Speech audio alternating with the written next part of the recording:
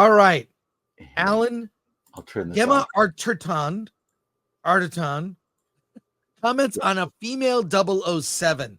This is interesting. Former Bond girl GEMMA Arterton. Yeah, I'm saying it wrong. Says female 007 would be too outrageous, something you just have to respect tradition. She was a former Bond girl, performed with Daniel Craig, and this came up because I think we need to stop with the gender swaps. Let's just go with tradition, and maybe stop with the race swaps too, because there's never a good reaction. And while I think the race swaps, I just think hire the best actor, but with leaning towards going with how the character was intended. For Bond, I think you need a man with a British accent. If he ends up being not white, well, try that for a movie or two. But what did she have to say? If you would dig into this article, what's it from? This is from Variety. Okay, go for it, Alan. All right. Quantum of Solace star GEMMA ARTERTON has weighed in on the prospect of a female James Bond, suggesting that such a change might not align with the franchise tradition. Isn't a female James Bond like Mary Poppins being played by a man? The actor told The Times. They talk about it, but I think people would find it too outrageous. Sometimes you just have to respect their tradition. Arterton, who played Strawberry Fields in the 2008 Bond film alongside Daniel Craig, also expressed puzzlement at how the role has followed her career. I don't regret doing a Bond film, but I'm prepared why it followed me around, and I was only in the film for 5 minutes. Well, being a Bond girl is kind of a thing, right?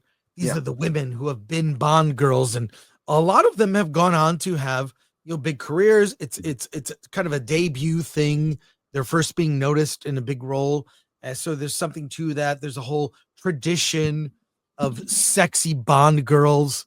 Goldfinger was kind of when I first saw that and was shocked. The woman painted completely gold on the bed, dead, as a statement. So I love that. I think this is a very based comment. Like, let's go with tradition. I think if you're going to do a female Bond girl, just do like 006 or 009 or 0069, as Alan likes to put it.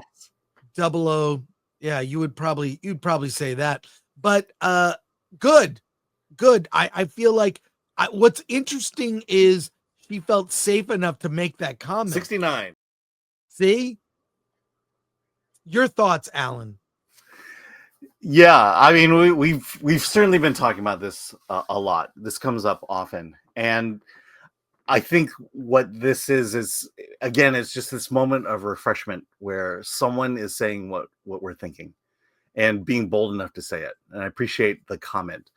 The reality is that there are a lot of stories out there, and yet Hollywood just seems to not only regurgitate the same stories over and over again. Now you're gender swapping, you're race swapping to bring some quote unquote freshness to it, and it just shows how much Hollywood is out of touch with its audience.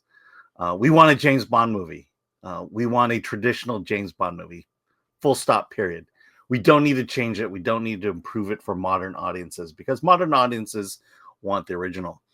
The one thing that I've been missing is those big muscle bound men movies, like the Stallone films, the Schwarzenegger films.